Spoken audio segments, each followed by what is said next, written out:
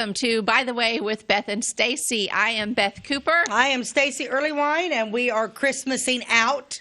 We are. Right here today Yes. for the next few episodes. That's right. We will be in our Christmas decor. And, Beth, I need you to explain to people some of this beautiful quilt behind us. Yeah, And this is one of my very, very favorite Christmas quilts. This was made by myself and 3 other ladies that are close friends of mine. And it has 80 blocks in it of Christmas trees. And we each made 80 blocks, but then we swapped. So this has 20 blocks in it from each lady.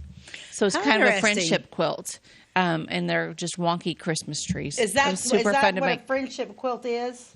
It's an example of a type of friendship quilt. I mean, where you do a swap and you all make blocks and then switch, and then that makes them a little scrappier. You get more different. I like a lot quilts. of different I colors. like everything just crazy. I like everything. My favorite block. Let me see here. I've got 2. Okay, point to them. My favorite block is the third row over, second one down, the white Christmas tree with the green background with the white snowflakes. Yeah. I love that one, and I love this red and white one right here, where the tree's a little bit tipped sideways, the white tree. Those are my 2 favorite blocks. Yeah, I don't know that I even have a favorite. I think they're all cute. I love Christmas trees, so they're all. I like Christmas trees. They're all supposed too. to be wonky and cute, and I think it's a good quilt. It is a good quilt. We all love it, especially my cat. She likes to sleep on it. My sweet little Eloise, who's getting ready to turn 16 years old, and she recently lost her eye. Oh, yeah. Yeah, we had to have her eye removed because she had a terrible ulcer on her eye that wouldn't get better. Yeah. And then this is gross, it ruptured while she was at the vet. They had kept her overnight to try to keep the infection down in it, and it actually ruptured. And so they gave us 2 choices. We could put her down, which was incredibly sad for all of us because Malia had gotten this cat when she turned 3. Or we could do the surgery, but they just weren't real sure that she was strong enough to make it through the surgery. Right. We went to the vet to tell her goodbye. And she perked up and was super happy to see us and acted like everything was fine, so we could do it. And we had her eye removed. We did tell her goodbye just in case she didn't make it through the surgery. She was down to like 5 pounds. She's very frail. Oh, yeah. And is that the black and white cat? No. This is the one that's like a dark gray. And I don't think that black and white one always comes out when I come over. Well, anyway, so she made it through the surgery, and now she is the happiest, most active cat for years she's done nothing but sleep. I think that this eye thing has been bothering her for longer than I realized. Probably. And now it's like she has a new lease on life. She is one happy cat. She's a little blind because her other eye has issues too, so she's kind of blind in that eye too. But by golly, what's the life expectancy of a cat? we're hoping 20 for her. Is that normal for a cat? I mean, no, it could be anywhere between 13 and 20. I don't know exactly. But anyway, that's my story for the day. That's how I have a one-eyed cat. We love her. You would have a one-eyed cat. There's part of me that's like, I'm surprised Jason agreed to the surgery, but the kids were probably also. He said, honey, it's up to you.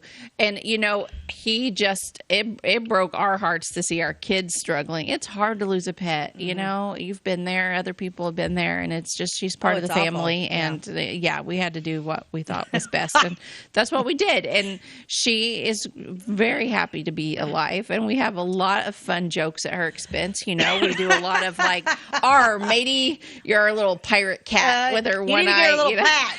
Put a little glitter on it. Her fur is very dark right there, so it does kind of look a little bit like she has a patch. Like she has a patch? That's funny. Yeah. My little Shih Tzu, Sassy, who we did have to have put down in March this year. We had her she was 15. And she got hurt one time, and she like, I woke up one day and she wouldn't stand up, her back, and she was like 3. Oh, 2 or no. 3. She wouldn't stand up, and then when you'd stand her up, then she would fall down, body all over you. She would. I was hysterical. Oh yeah, I bet. I called Dr. Hurleman, and we took her out there, and Dr. Hurleman's like, Stacey, I don't know, you need to take her. So we took her up to U of I at Champaign. I came home from that vet appointment, it was like 6. Oh, the funniest thing is I was so distraught, and I got up early to take her out. And I was on my way to the vet's office, and Sassy wouldn't stand up, and she just laid down. She couldn't stand up because her back end would fall. And I literally, my gas light was on, and I'm like, oh my God, I got to get gas. So I stop at Casey's, and I like pump gas. I left my wallet. I left everything at home. I had nothing. Oh, no. I was pumping gas, and I'm like, realized that I had nothing, but I was so distraught over my puppy that I just went, I don't have no money. I'll be back. I'm going to the vet. I'll see you in a minute. I just drove off from Casey's because I was so. I'm glad they didn't call the police on you. I was insane, but I was literally going, I'll be back.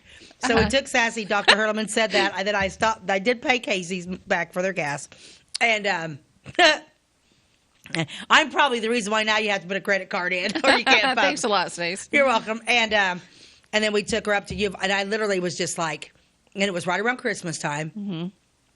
And Mac and Connor were there at the house, and I was just absolutely, and Jim was like, well, you know, this surgery is going to cost a lot of money. And I was like, I don't care what it costs. We'll cancel Christmas. Nobody's getting anything. If Sassy has to have surgery, she's having surgery. Right. I was like distraught. And she went on to live to be 15. I didn't even know she had issues. So what was the problem? She fell down the stairs.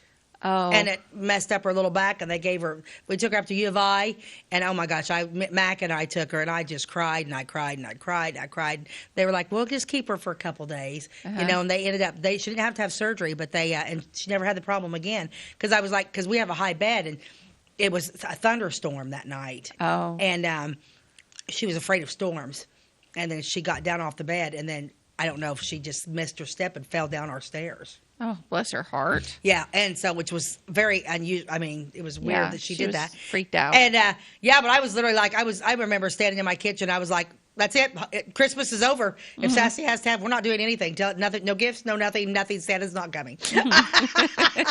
It's over. But I said it in like pure hysterics.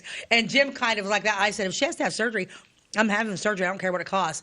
And he literally, Jim's kind of like Jason on that because I was absolutely hysterical. He was like, well, that's going to cost a lot of money. I'm like, I don't care how much it costs. I don't care how much it costs. I'm not putting her down. She's only 2 or 3 years old. And he went, do whatever you think's best, Stacey. If you want to have surgery, she's having surgery.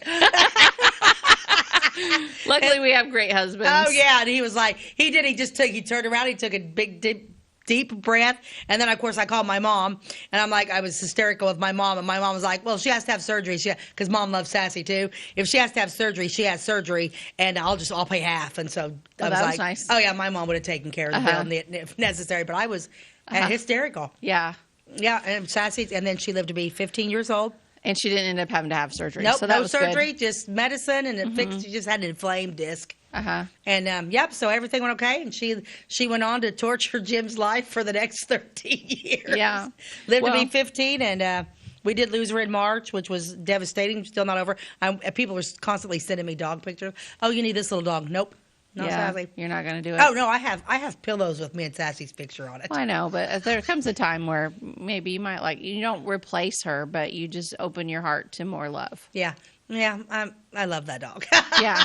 Well, I'm not saying, I don't think that takes away from that love. Right, but I would just be looking love. at that dog going, you're not Sassy. You're no fun. Yeah. She was the perfect little dog. Most people, she hated people. Yeah, she hated me. She hated me. She only liked a handful. She liked my sister Linda. She liked my niece Lexi. She liked my mom, and she liked me. And basically that was it. Yeah. You come out of my bathroom, that dog would chase you out of the bathroom. That's the thing about her dog. Like, she didn't care if you went in the bathroom, but she didn't want you to exit the bathroom. It made her mad. How many times did she chase your kids out of the house? Every time. Every time. My kids would be like, I'm like, don't be scared of her. She has no teeth. Yeah, she's old. She only weighs 10 pounds. Okay, so we're going to do some Christmas fun today. Yes, we are. And, yeah, so our dog, I don't even know how that happened. Well, because I was talking about the eye surgery, which, by the way, it doesn't really cost as much as you would think to have an eyeball removed. That's good to know. Yeah, it wasn't very expensive. So anyway, moving on. Okay, so I picked a super cool ad. Okay, let's see Oh my gosh. This ad's the greatest ad. Okay. Oh my goodness. Look at her stockings. Make it merry, make it mojude. Mojude. Look at Santa. Santa's like, your skirt stuck on the Christmas tree. She's like, hee hee hee. And Santa's like, I'm not looking. Mrs. Claus is watching. I'm not looking. A word to every Santa from Portland to Atlanta. To make the ladies' Christmas merry, give her Mojude stockings. The stockings with magic motion, extra give, and spring back in the knit. Magic motion means longer wear and more fabulous fit from top to toe. Is your Christmas bell tall, tiny, or in between? As for the Mojude stocking length made especially for her. Well, Remember, praise the Lord. They had them in talls. They did. You'd have been okay. I would have been. This says, remember, there's lovely Christmas lingerie at Mojude, too. At good stores everywhere, or write Mojude Hosiery Company, Inc., 355 Fifth Avenue, New York, New York. How great is that commercial? Oh, wow. Seriously, I mean, I love this. I mean, that's a great commercial. Love that. Love those stockings. Mm-hmm. Mm-hmm. They're great. Super I cute. do love those stockings with them. I know. But Yeah. I never wear pantyhose or anything. Oh, no. Some Nazi must have invented them. Yes, I agree. Like the Nazi that invented And like, the brassiere. why was that more acceptable for her to have those on her legs than to just have nothing on there? I don't know. And the other thing is kudos to the model for getting up on a ladder in those heels. Yeah. We've already talked about my dislike of heights. Right. But I don't know. I think that's probably, I would say out of all the commercials or all the ads I've put out here, this is probably my favorite. Mm-hmm. I love this ad. Mm-hmm. I probably need to print it and make a picture out of it. Yeah, that should be one we hang on our back set here. We should.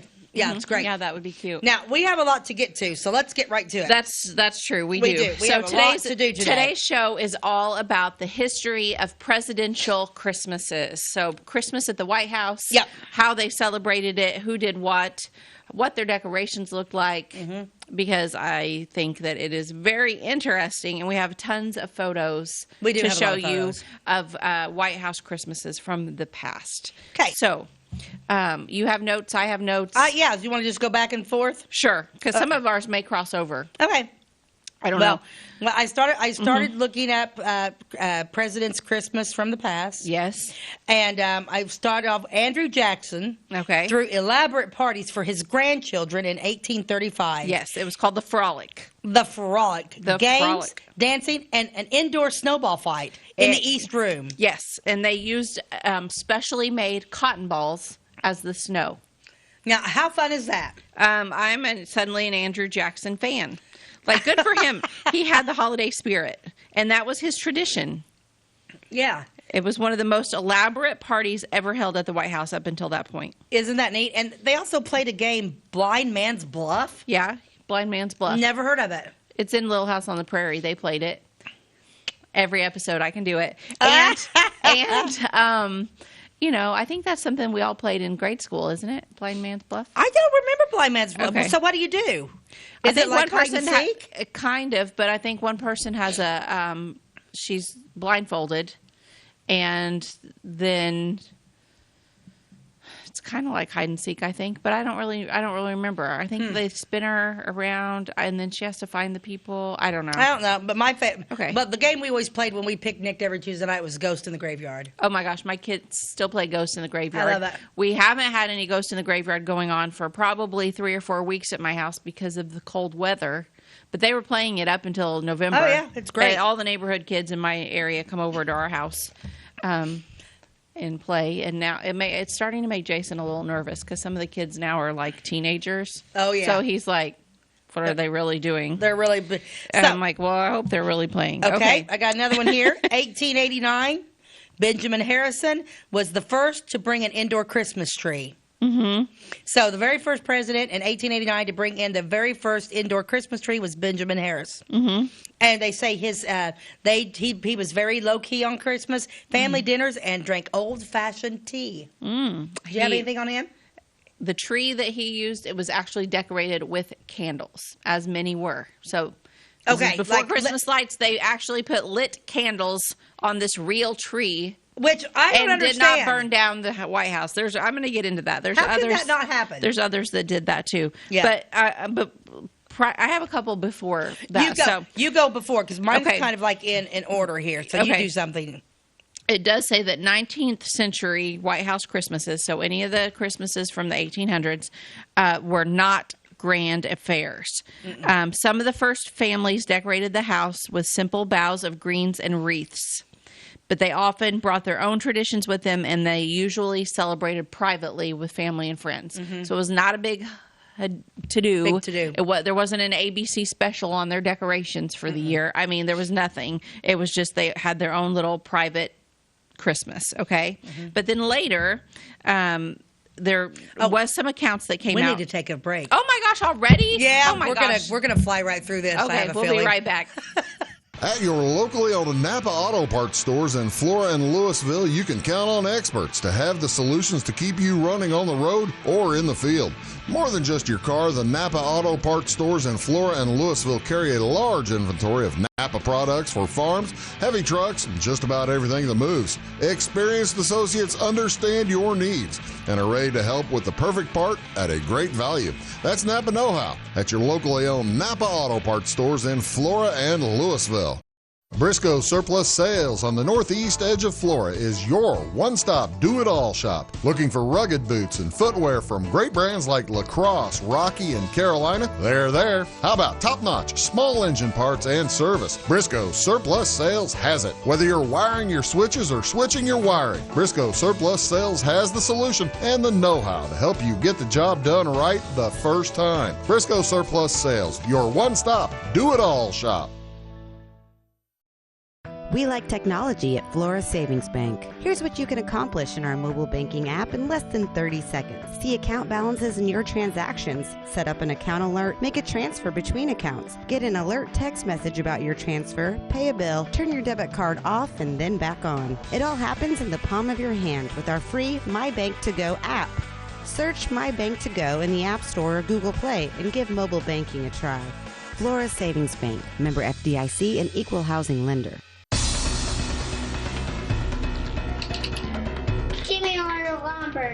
Doors, paint, windows, electrical, plumbing, and much more. Oh yeah, give me all your guns too. John Lucas. What? You better be dreaming about all the stuff we sell here at Zink Building Center. Oh, I would. Zink Building Center in Louisville on Route 45. It's a cool place. Welcome back to By the Way with Beth and Stacey. Today we are talking about White House Christmas traditions. Yeah, I loved this too. I know. I really got into facts. this. Me too. There are so many fun ones because I love any kind of White House trivia, presidential trivia. I love all this stuff. But, okay, what I was saying before the break. It says, according to later accounts, the first White House Christmas party was held in December of 1800 with President John Adams. So he was the second president of the United States of America, and him and First Lady Abigail Adams held it for their 4-year-old granddaughter named Susanna Boylston Adams, who was living with them. That's probably something we should write down for a future episode. Why was she living with them? What happened to her mom and dad? They invited government officials and their children to the party. So they're like, hey, little 4-year-old girl, we're going to throw a Christmas party for you and invite all of the government officials. She was probably And the little girl went, yay! Yay, government officials. Yay, okay. they got to be fun. Yeah, sounds great. Anyway, that's how it was done back then. But I do have a bunch of actual news articles that ran from some old newspapers back then, and I forgot let's go old. Oh, and yeah. I forgot to read the one when we were talking about Andrew Jackson's big elaborate party that he threw in read that 1835. It was in the East Room, and they all enjoyed a snowball fight. And that grand old parlor was a bedlam during the following hour. Nor was it a quiet spot while Vice President Van Buren that same day joined the youthful throng in their games of blind man's bluff, puss in the corner, and forfeits, or while the little girls tried to catch him under the mistletoe bough that hung from the big chandelier. So they're trying to catch the Vice President Van Buren, who later became president, under the mistletoe to kiss him. That's kind of weird. That's the thing that happens today, right? Yeah. At the end of that jolly Christmas party, the little guests marched past the president, each in turn throwing him a kiss and bidding him a good night, General. Oh, how funny. Good night, General. Good night, General. Good night, General. Oh, I love that. That's so cute. Okay. So, yeah, that's a good article. I like that one. Okay. So then, let's see. What do you have next on your list? Well, electricity coming in 1891. Okay.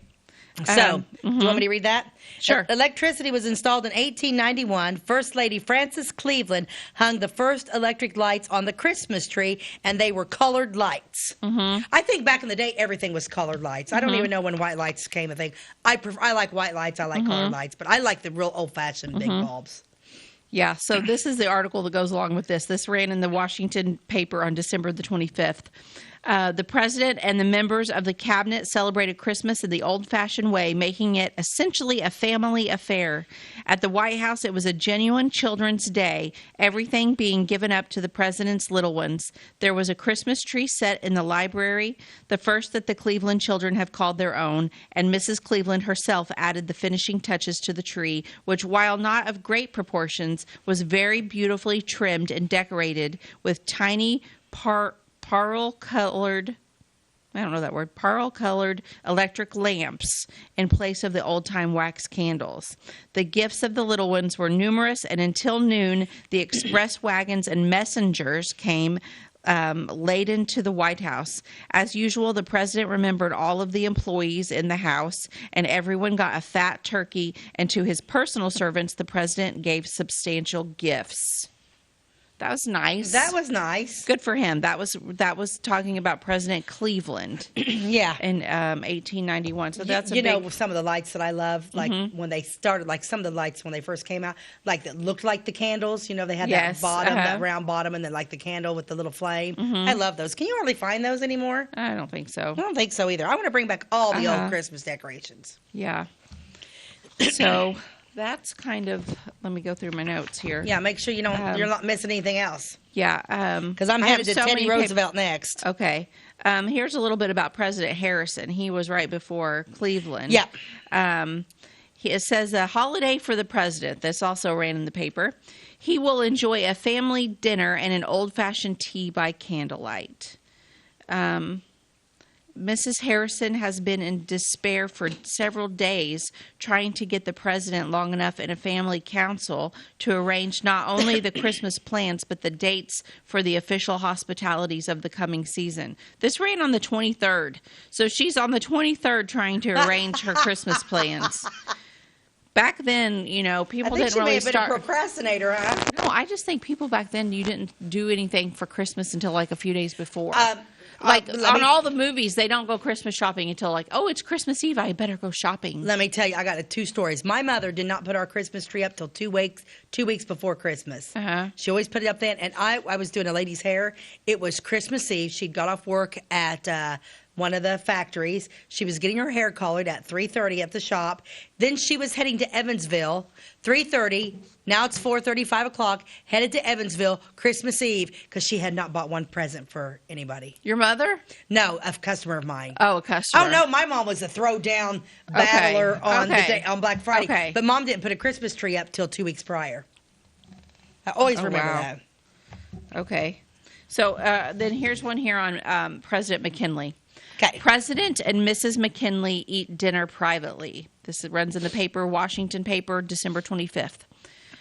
Christmas Day was generally observed here, all of the churches holding special services. At the White House, the president and Mrs. McKinley dined alone and spent a good part of the day together in their private apartments. In the afternoon, several personal friends called, but remained only a short time. The government departments were closed, and until late in the day, the streets presented an almost deserted appearance. That ran in the Topeka State Journal. It was Journal. It wasn't from the Washington paper. Like I said, it was the Topeka State Journal, December 25th, 1900. So President McKinley wanted simply a very quiet Christmas in his quarters with his wife. That's nice. It is nice. Yeah. It is nice. Okay, so you're going to go down to President Teddy Roosevelt. Teddy Roosevelt. Who, by the way, I happen to have a new kitten named Teddy Roosevelt. Do you? I do. Okay, go so ahead. Teddy Roosevelt banned cutting down Christmas trees to use as decoration. He was an anti-tree cutter downer. I have something that begs to differ, but go ahead and you state that story. So I'm going to say my story. So he banned it in 1901. He just didn't like the thought of cutting Christmas trees down for decorations. But they had a huge carnival with over 500 kids, music, dancing, and Santa Claus. But then I think I might like his son, because his son, Archie, put a tree in a closet in an upstairs sewing room. I'm glad that they had a sewing room. That makes me happy. But Yeah, I figured you'd like that. here we go. Okay, now you tell me something. I believe that is a popular myth, Stacey. It Uh-oh. says one popular myth suggests that Teddy Roosevelt banned Christmas trees at the White House, but there is little evidence to support this beyond the Roosevelts simply not putting up a tree. The Roosevelts traditionally celebrated the holiday with gifts, church service, and a family meal, but they did not celebrate with a tree. In 1902, Archie Roosevelt snuck a small tree into the White House and hid it upstairs in a closet. He later revealed the decorated tree to his family, starting a new tradition. The president was amused and allowed it to continue while the family lived at the White House. Historians, commentators, and writers later reasoned that Roosevelt didn't have a large tree because of his beliefs in conservationism. When in fact, it wasn't because of that. It was because the family simply did not traditionally celebrate Christmas with a tree. So they had never had a tree back then. A lot of people didn't have a tree. They just had never used a tree in his family, so he didn't use a tree. It had nothing to do with him he was for conservation, but that's not why he didn't have a tree. The custom of a Christmas tree in every house is a relatively modern one. So after Archie brought in the tree, then they switched to they're now a family that has trees. So there's a bit of a myth there. Yeah. But it's partially true. He didn't have trees. He did have trees. And then he did have trees. And then he did have trees because he thought his son was pretty clever. Yes. Archie was a clever little fella. Clever little boy. Yeah, I like that, though. Okay. Okay. So let's, the next I have is the Taft. Yes, let's talk about William Taft, please. Okay. Go ahead. 1912. William Taft was the first president to put a tree in the Blue Room. In the Blue Room. The Blue Room. So elaborate on that, darling. Okay. And what is, because a lot of them decorate that Blue Room. We got pictures here shortly coming up. Oh, wait a minute. No, we don't start our pictures yet. We'll go to them start in a minute. Yeah. Okay. The Taft children, their names were Robert, Helen, and Charlie. Very cute names. I like them. 3 kids. And it's sad to me that we don't elect presidents that are younger now that have kids in the White House. Like our president currently is a very, very old man. So I miss that there's children in the White House. Okay. That's just my 2 cents. Okay. The Taft children placed the first tree in the Blue Room on the state floor in 1912. President William Howard Taft and First Lady Helen Taft were away on a trip to Panama. They're like, I believe now's a good time to go see the canal. We shall go to Panama and leave our children at home during the holidays. What the heck? Okay. But they made it home in time for Christmas. So the Christmas tree was a surprise for the 7 young Laughlin and Heron cousins who were with their parents and were guests at the White House. No, it doesn't say that the Tafts made it home in time to see it. Let me see what's in this other article here. Okay. So the children put up the tree as a surprise gift. It says Miss Helen Taft, daughter of the president, was hostess at the White House Christmas celebration today. In the absence of the president and Mrs. Taft, she presided over the family dinner tonight and later distributed gifts from the Christmas tree in the Blue Room. She was aided by Robert Taft, elder son of the president. Among the guests were Mr. and Mrs. W.C. Heron of Cincinnati and their 5 children, and Mrs. Thomas Laughlin with her 2 children. Heron is a brother of Mrs. Taft and Mrs. Laughlin, a sister. Charles Taft, younger son of the president, is with his father in Panama. Oh. Okay, so there you go. He left the 2 older kids at home to handle hosting Christmas. The Christmas tree is occupied the center of interest at the White House. After the dinner tonight, the party gathered in the historic Blue Room where the Christmas tree celebration took place. Ty, could you Google when the Panama Canal was constructed and opened? Because I kind of feel like this may have been the opening of the Panama Canal, and that may have been such an important event. We'll take a quick commercial break here, okay. And we'll be right back with that information. If you're looking for a loan for your brand new home, go Clay they transfer money so your future will look sunny. Call Clay County State Bank. We got checking and savings and bill pay too.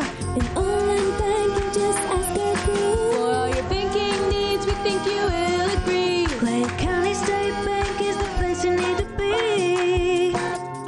Clay County State Bank.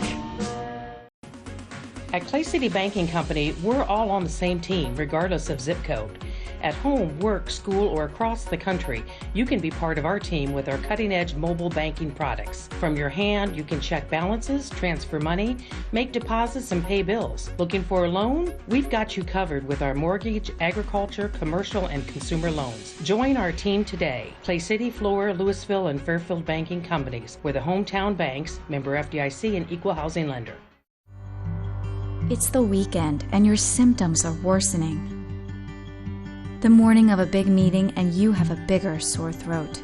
Ever experienced that urgency after picking up your sick child and your community health center has already closed? You will be able to connect to a provider at crhpc.org. Even if you have never been to CRHPC, you are welcome to utilize our services.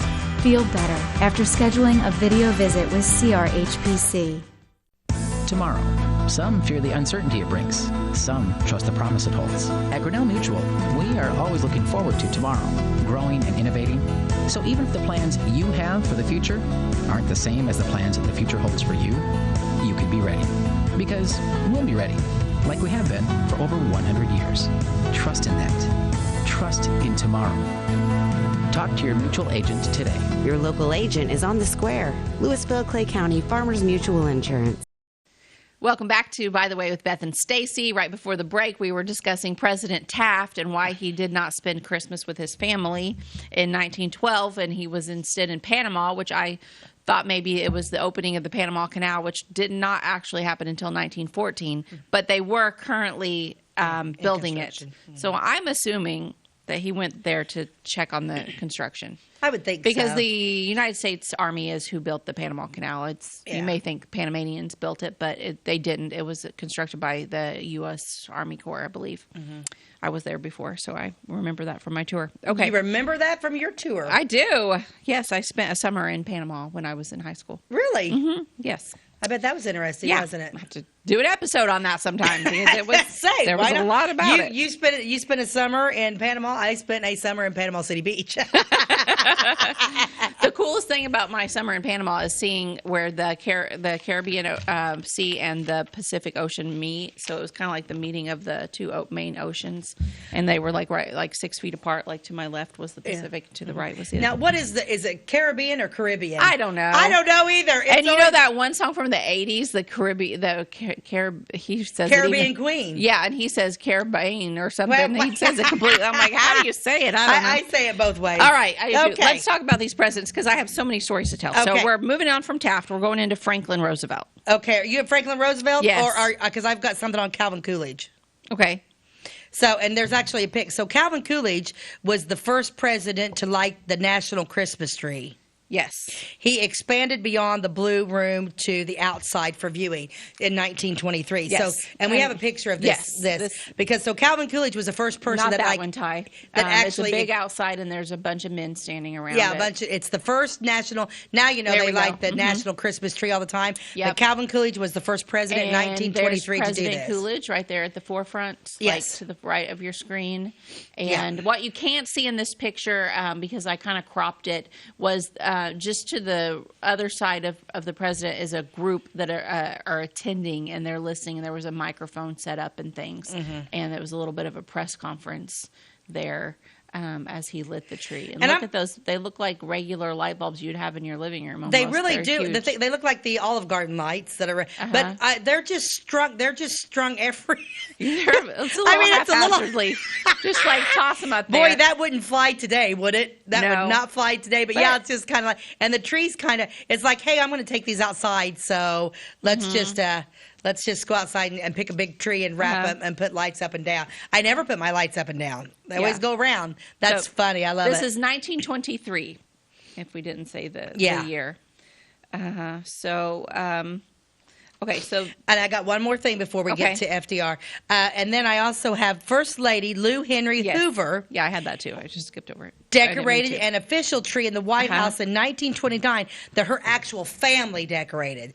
So, you know, it wasn't like the servants or the whatever you want to call them, the workers did it. So the very first lady to have her family decorate a tree was Lou Henry Hoover. Now, let's talk real talk about letting your kids. Okay, so how many of you guys let your kids decorate the Christmas tree when they were little?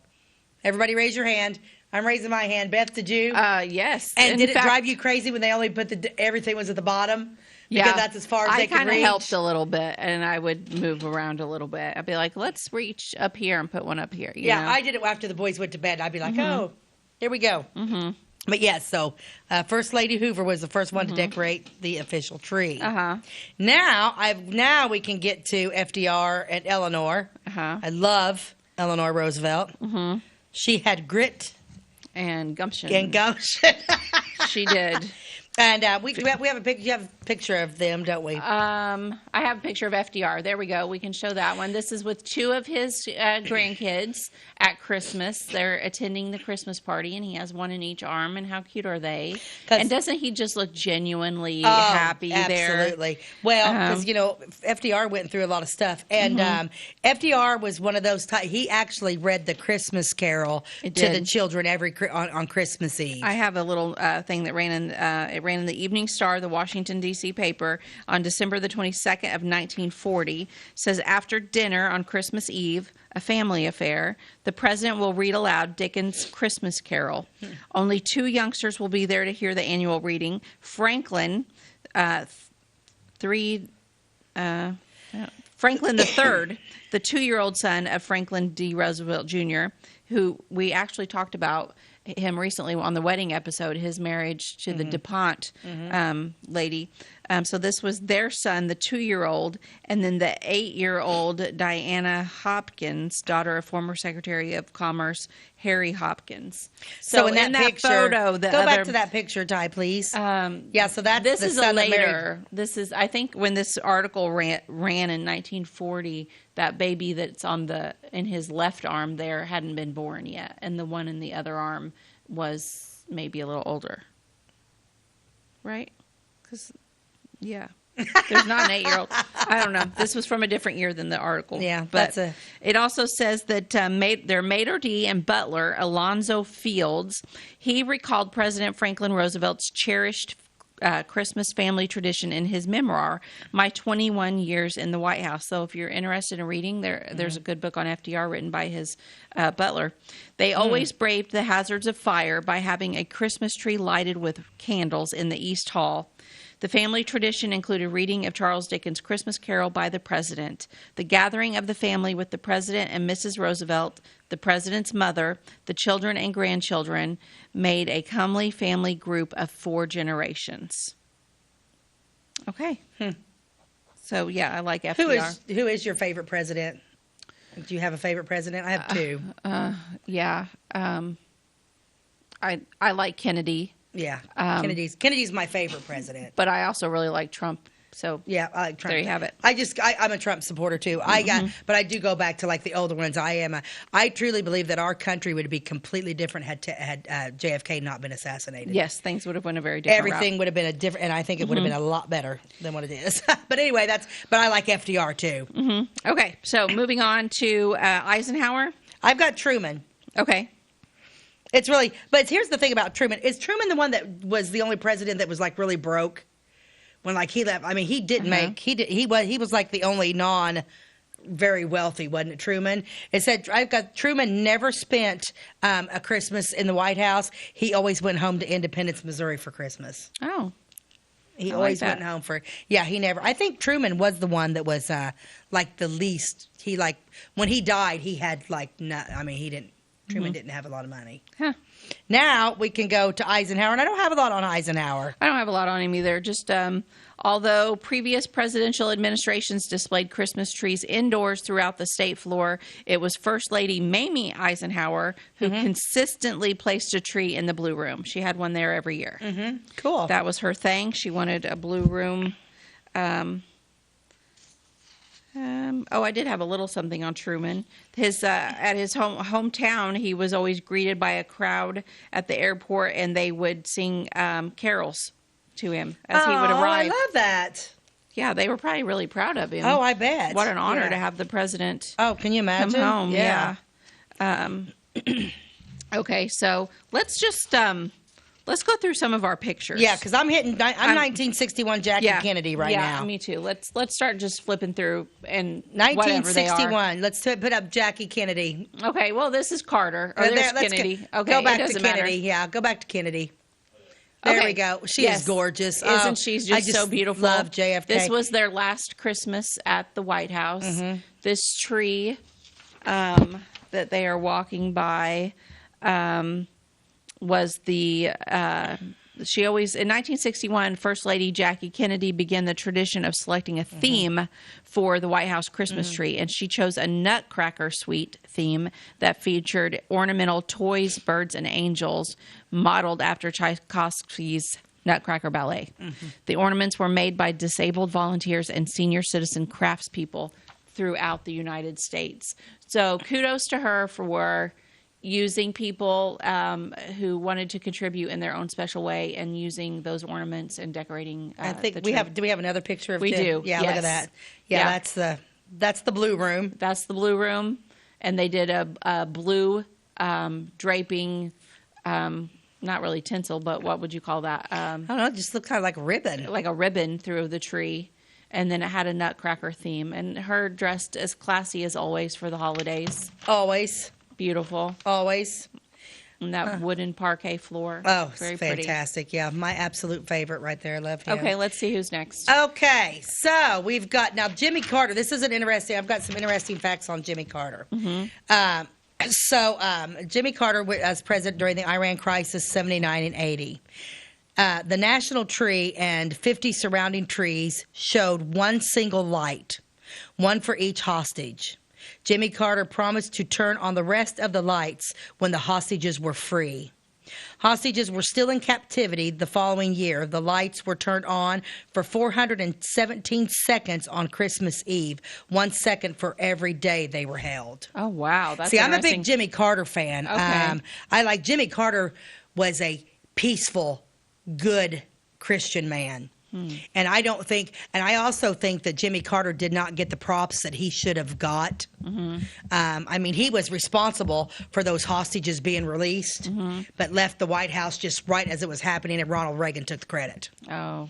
And I know you don't like Ronald Reagan. I'm not a Ronald Reagan fan, So this picture here was taken in 1977, so that was a couple years before this other fiasco. But this is First Lady Rosalind Carter. She explored a variety of holiday themes during her time at the White House, and her 1977 Blue Room tree featured painted milkweed pods, nut pods, because weren't they peanut farmers? They were peanut farmers. Nut pods, foil and eggshell ornaments made by members of the National Association for Retarded Citizens. So she also followed Jackie Kennedy's lead and let some people use their special talents and gifts to help decorate the tree. Yeah, that's beautiful. That is beautiful. Let's take a quick commercial break, and we'll finish up our President's Holiday Trees. Do you bowl like this? That's great. Do you bowl like this? That's great too. That's because whether you're a pro or you just want to have a lot of fun, at Pegel's Silver Dollar Lanes, we have a lane for you. We have galaxy bowling, gaming for kids and adults, Joe's Pizza, a full bar, darts, pool, and fresh and clean bowling shoes. Boy, does that smell nice. So come on down to Pegel Silver Dollar Lanes in Effingham, where we have a lane for you. My name is Robin Stanford. I own Stanford Marketing. It's a promotional products business along with an embroidery business. And we do custom hats, t-shirts, anything, you name it, we can make it. People like that we do stuff in-house and we can actually make things here and that we're not contracting to work out to other places. We never say no. We always try to find a way to do it. If anybody can do it, we can do it. We are hardworking women, that is for sure. Come to Stanford Marketing in Flora for all your custom and promotional needs. The insurance specialists have options to tailor to your needs at CSI Insurance Brokers. Experienced insurance brokers at CSI are skilled with all types of insurance plans and policies and represent many companies, including Safeco Insurance. You'll benefit from their detailed expertise, unbeatable premiums, and commitment to customer service. CSI Insurance Brokers and Safeco Insurance Company, providing affordable rates on quality insurance since 1952. For over 50 years, at your locally owned and operated Royal King Supply in Salem and Olney, we've helped you and your neighbors enjoy an easy country lifestyle. We carry the most thorough sporting goods department around with a huge variety of hunting and fishing gear, camping equipment, and a variety of firearms for any need. Our team is here to help you find whatever you need. Open every day, it's Royal King in Salem and Olney, your locally owned farm and home store. Welcome back to By the Way with Beth and Stacey. I am Beth Cooper. I am Stacey Earlywine, and we are finishing up presidential White House traditions. We are. And Christmas trees. And we have some more pictures to look We do. at. Let's see what one we have What do we next. got now? Nixon. Nixon. So there he is with his beautiful tree. It has a lot of gold garland. Oh, yeah. This says First Lady Patricia Nixon's 1969 American flower tree. This one stood in the north entrance, so this is not in the blue room. Disabled workers, again, in Florida, made velvet and satin balls representing the 50 states and their respective flowers. For the 1970 Blue Room tree, the American flower ornaments were used along with 53 Monroe gold foil lace fans, inspired by James and Elizabeth Monroe's portraits in the Blue Room. In 1971, 144 gold foil angels joined these trimmings. First Lady Patricia Nixon's 1972 Christmas theme drew upon two White House collection paintings by Rosen, Still Life with Fruit and Nature's Bounty. So she based it off of a painting. But then her 1973 gold-themed tree with gold bead strings and balls honored President James Monroe, who brought gilded tableware to the White House in 1817. So she was kind of a fan of Monroe there and reflected back on a few things about him. But you know, that gold garland, which I don't like, really looks kind of cool draped in the threes like that. Yeah, I wouldn't have thought I would have never thought to do that. But that is very pretty. Yeah, it is. I feel for like the time. Yeah, and that's a really pretty tree, actually. So that's President Nixon and the there shape of it's good. with his wife and Patricia, daughter. And then his daughter, whom I cannot remember her name. It escapes me. I can't remember what her name is. She's a But, cute little thing. Yeah. Okay, so then next, this is Ronald and Nancy Reagan in front of this beautiful tree. That is spectacular. This it looks to me like it is not the Blue Room, but it might be. Let me read what it says. That is. Look at the thing around the front, the top. That might be the Blue Room. Did you send this one in? Because this isn't on my list of captions. Yeah, it's okay, me. I don't have the caption for this I think one. it is in the Blue Room. I think all the trees I sent was in the Blue Room. But look at this tree is spectacular. Look how they got everything absolutely perfect. Yep. Yeah, that's beautifully and it's decorated. huge. I love that there's just that many lights on it. No kidding. Yeah. I like a tree to glow. Me too. Okay, next. Okay, this is a little bit blurry, but this is the first President Bush and his wife Barbara. And they are also in the same room, probably the Blue Room, although... Yeah, I'm pretty sure that's the Blue Room. Yeah, the ceiling. The ceiling. Okay. Yeah, and this is a fun fact about Barbara Bush. 1981, Barbara Bush took one of 12 rides in a cherry picker to hang the star on top of the National Christmas tree. Oh my gosh, she rode a cherry picker up there. She rode a cherry picker 12 times to decorate the trees. Good for her. The National Christmas tree. No fear, Barbara Bush. No fear. She was a sweet lady. Yeah, I liked her. She was really, really nice. Okay, next. Okay, this is the second President Bush. Oh my, that tree is huge. Yes, and his wife Laura. And wowzers, that's a tree. That's a tree. That's a tree. Same what room. was the blue? I mean, what's the significance of the blue room? I don't know. I don't either. I'm going to have to Google that a little bit later. But that's a very pretty tree, but not as pretty as the others.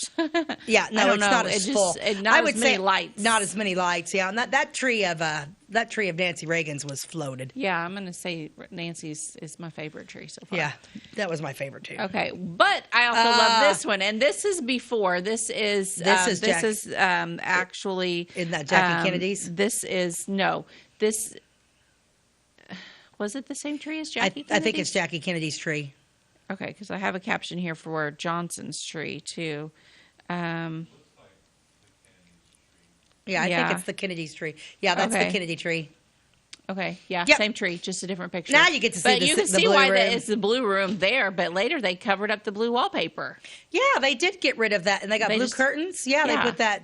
But you can tell the ceiling medallion is the same and the wood floors are the same. That's the only identifying factor. I'm a fan of the blue wallpaper. I think that's pretty I'm kind of digging the blue wallpaper. Okay, that's pretty cool. Let's go. Okay, so this one is more recent because the blue wallpaper's gone, but that is a little blurry. But I just went blank on whose tree this is. Okay. Oh, shoot. That's okay. We'll That's keep going. That's a Clinton tree. The Clintons. Okay. That's a Clinton tree. Okay, let's keep going. I think that's all of our pictures. Even all the ones I sent? Oh, okay. Yes. Most favorite picture of all. Of all, yes. So, look at those creepy little dolls laying around. I know, right? Go back on this one. We missed this old picture. Mm-hmm. Cleveland. Yes, this is President Cleveland's tree, and it's literally sitting on a table. Yes. That's a small tree sitting on a table. It is a small tree sitting on a table, which is actually how I do my tree at home. And because I do a real tree, but I buy a smaller one and I set it on a small table like that in the corner. And you really can't even tell that it's on a table because there's other stuff in front of it. And by the time you put presents and our love seats nearby and stuff, to me, you can't even tell it's on a tray.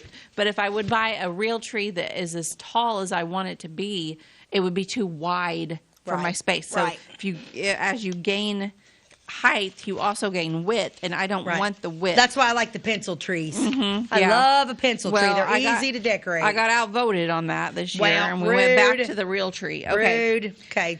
Give us a little update here, babe.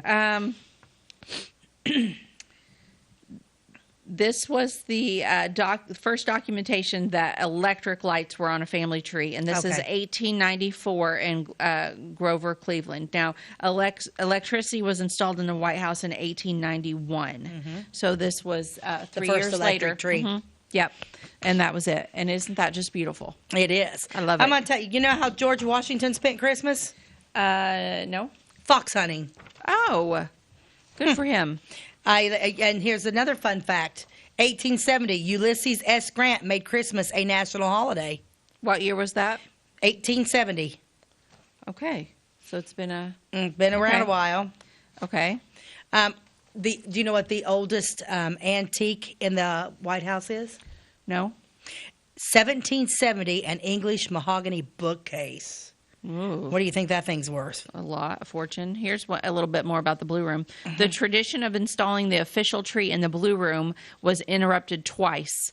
In 1962, the tree was displayed in the entrance hall because of renovation work. It's probably when they tore down the wallpaper. In 1969, First Lady Patricia Nixon chose the entrance hall for the American Flowers tree, which was decorated with velvet. We talked about that one. So she chose not to put hers there. The other reason was simply because it was under construction. I think I like tradition. If it's supposed to be in the Blue Room, put it in the Blue Room. I like the Blue Room. Yeah. Okay. What else do you have? Now, I found this interesting. So I'm like, what's the oldest ornament? And it's not like what you would think. The oldest ornament at the White House is from 1981. And it is an angel in flight ornament. I'm older than that. Yeah, ornament. I think that's weird. I was really disappointed in that. I really thought that there would be a lot more older. But They probably want did. everything new every year. They probably just throw it out, donate it. I don't know what they do. And then we had Warren Harding, the 29th president, 1921 to 23. He was a train lover. He was the first president to put a tree going around the Christmas tree. A train going around the Christmas tree. He was a big train lover. Okay, the record for the number of trees in the White House was held for many years by the Dwight Eisenhower administration when 26 trees filled the executive mansion in 1959. Nice. But that mark has been eclipsed on a number of occasions. The Bush's Nutcracker Ballet theme, that was 47 trees in 1990. The Clintons' 'Twas the Night Before Christmas theme, that was 32 trees in 1995. The Bush's Home for the Holidays theme was 49 trees in 2001. Wow. The Obama's A Timeless Tradition theme was 62 trees in 2015. And the Trump's American Treasures theme was 41 trees and more than 40 topiary trees in the East Colonnade in 2018. I love the way Melania Trump decorated. Oh my gosh, that was the most gorgeous holiday special ever. It was a beautiful holiday special. So this, I know we're running out of time, but this is interesting. This is the White House Blue Room Christmas trees by state of origin since 1961. Like, where did they come from? North Carolina, 13 of them. Pennsylvania, 11. Wisconsin, 8. Washington, 7. West Virginia, 4. Ohio, 3. Indiana, 2. Michigan, 2. New York, 2. Oregon, 2. Massachusetts, 1. Missouri, 1. Vermont, 1. Unknown, 1. And anonymously donated from New England, 1. Illinois is not on that list. We have never had a White House Christmas tree. Really? Nope. Huh. Never have. A lot from North Carolina. I'm surprised there's not more from Vermont. My gosh, they have such beautiful trees. Oh, yeah. Let's see. 2 19th century presidents died in office before ever getting to celebrate a Christmas there. They were William Henry Harrison and James Garfield. Wow. One died after celebrating only one Christmas there. That was Zachary Taylor. Huh. Interesting. Mm-hmm.